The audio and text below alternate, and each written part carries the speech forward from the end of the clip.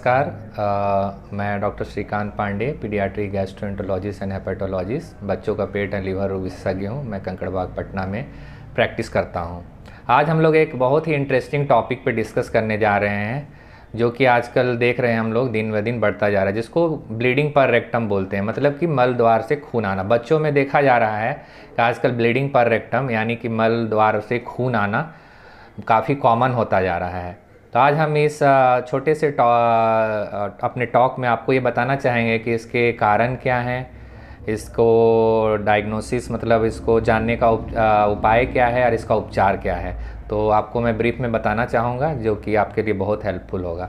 तो सबसे पहले हम लोग जानते हैं कि बच्चों में ब्लीडिंग यानी कि खून आना लैट्रिन में, उसके कारण क्या हैं। तो कारण बहुत सारे हैं। जो कॉमन कारण या मुख्य कारण जो अभी सामने उभर के आ रहे हैं, वो होता है अकॉर्डिंग टू एज ग्रुप, कि आपका बच्चा कौन से एज ग्रुप का है। तो 1 साल से कम का बच्चा है तो उसमें अलग कारण होता है, 1 साल से ऊपर का बच्चा है तो अलग कारण होता है, 5 साल से ऊपर का बच्चा है तो अलग कारण होता है। तो लेस देन 1 ईयर एज में जो मुख्य कारण हमें देखने को मिलता है ब्लीडिंग पर रेक्टम का, वो होता है कि मिल्क एलर्जी। मिल्क एलर्जी मतलब काऊ मिल्क प्रोटीन एलर्जी भी होता है, और नॉर्मली फूड एलर्जी भी होता है, जिसके कारण ब्लीडिंग पर रेक्टम होता है। सेकंड होता है कॉन्स्टिपेशन के कारण। कॉन्स्टिपेशन के कारण क्या होता है, मतलब हार्ड स्टूल होने के कारण एनल फीसर्स वगैरह हो जाते हैं, जिसके कारण होता है।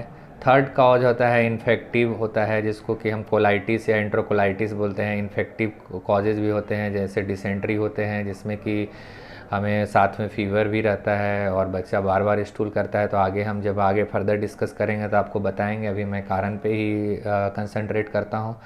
और जो 1 से 5 साल के एज ग्रुप में जो मुख्य कारण सामने आते हैं, एक बार फिर से होता है constipation leads to anal fissures or rectal ulcer. Rectal polyp आ जाते हैं इस ग्रुप में। पॉलिप एक बहुत ही इम्पॉर्टेंट कॉज है ब्लीडिंग पर रेक्टम का।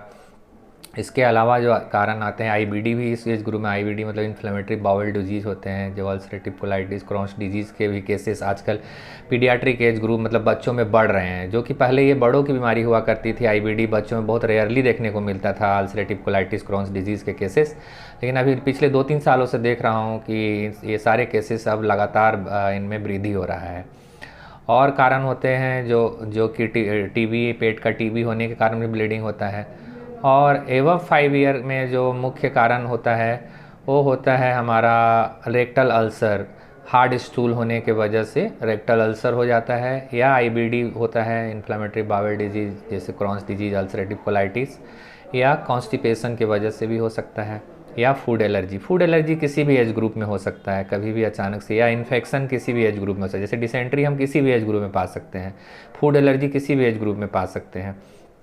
तो ये तो हुआ। अब हमारे पास जो बच्चे आते हैं, जो कि पेरेंट्स हमें बताते हैं कि डॉक्टर साहब बच्चे को लैट्रिन में खून आ रहा है, तो हमें कुछ मुख्य बिंदु पे ध्यान देना होता है, जिसको हम लोग रेड फ्लैग साइन बोलते हैं। उनसे पेरेंट्स से पूछ के हमें पता करना होता है कि इनके कारण क्या हैं। तो पहला जो हम लोग सवाल पूछते हैं कि लैट्रिन में लगा हुआ रहता है कि अलग से आता है।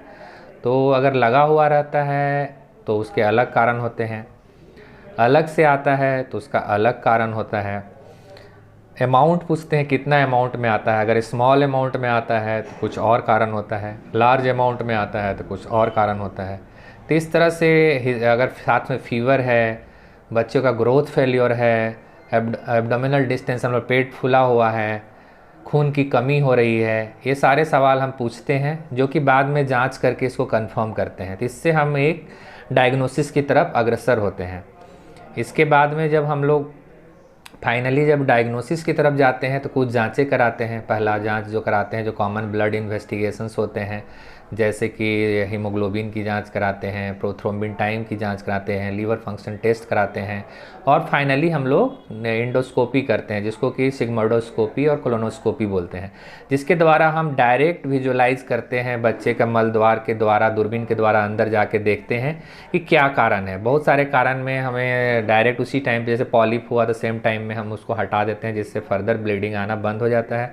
या कुछ ऐसे कारण हमारे सामने आ रहे हैं जिसमें बायोप्सी लेने की ज़रूरत है, तो हम बायोप्सी लेके कंफर्म करते हैं कि एग्जैक्ट बीमारी क्या है। बहुत सारे बीमारी होते हैं जो देखने में एक जैसे ही होते हैं, लेकिन बायोप्सी करने से कंफर्म हो पाता है कि इसको आईबीडी है। आईबीडी मतलब कि इन्फ्लेमेटरी बाउल डिजीज़, उसमें अल्सरेटिव कोलाइटिस है, कि क्रॉन्स डिजीज़ है, कि ट्यूबरक्लोसिस है। इस तरह से हम एक डायग्नोसिस की तरफ अग्रसर हो पाते हैं और उसके अकॉर्डिंगली हम लोग ट्रीटमेंट प्लान करते हैं। तो जो हमारा ट्रीटमेंट जो होता है अकॉर्डिंग टू डायग्नोसिस होता है। तो ब्लड इन्वेस्टिगेशंस और एंडोस्कोपी से हम एक डायग्नोसिस बनाते हैं और ट्रीटमेंट करते हैं। जैसे कि अगर हमारा बच्चे को हिस्ट्री से पता चला कि कॉन्स्टिपेशन है, तो हम लोग सबसे जो पहला इलाज करते हैं उसका डाइटरी मॉडिफिकेशन करते हैं और उसको लग्जेटिव्स देते हैं, सो दैट कि उसको कॉन्स्टिपेशन ना हो। कॉन्स्टिपेशन नहीं होगा तो उसको एनल फीसर या रेक्टल अल्सर नहीं होगा, तो आगे फर्दर ब्लीडिंग नहीं होगा। अगर कॉन्स्टिपेशन नहीं है और बच्चे में हिस्ट्री है, फीवर का हिस्ट्री है, ग्रोथ फेल्योर का हिस्ट्री है, तो हम लोग इंडोस्कोपी करके बायोप्सी करते हैं और आईबीडी अगर डायग्नोसिस में आता है तो उसका इलाज करते हैं। अगर जांच के दौरान हमें पॉलिप दिखता है, पॉलिप बहुत ही कॉमन है। अगर हम आज 5 साल से कम के बच्चों में अगर ब्लीडिंग होता है और हम लोग इंडोस्कोपी द्वारा देखते हैं तो उसमें 50% बच्चों को पॉलिप निकल के आता है, जिसको कि हम लोग इंडोस्कोपी द्वारा पॉलिपेक्टोमी करके हटा देते हैं और बच्चे को ना तो कोई तकलीफ़ होती है और आगे फर्दर ब्लीडिंग भी नहीं होता है।